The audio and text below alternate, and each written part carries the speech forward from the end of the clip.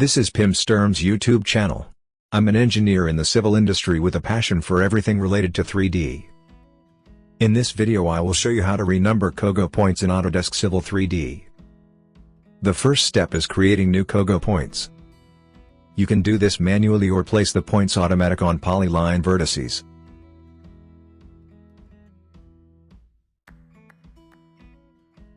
Right now the cogo point labels with the numbers are not showing. I fix that later. Placing points manual takes time.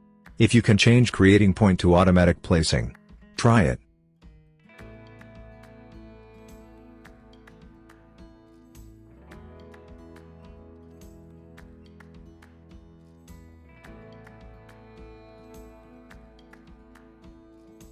I select polylines separate, but you can select multiple at once.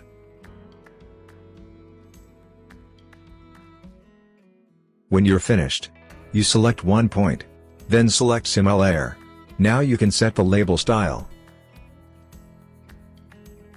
I select a label style that displays the point numbers.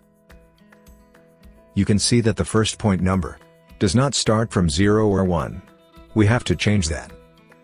Select Similar all the points, then right-click, and click Renumber. This is the most important step. You have to calculate from the current lowest number to the number you want. Current is 183. I want the lowest number to be 1. In the command line I fill in -182. Perfect. The lowest number is now 1.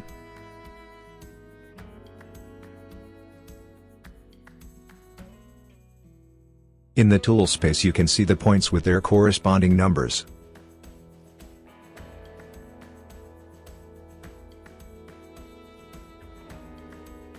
I hope this helps you now or in the future.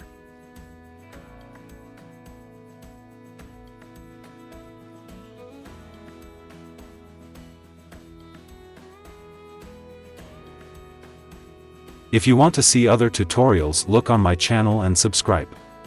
Feel free to ask anything.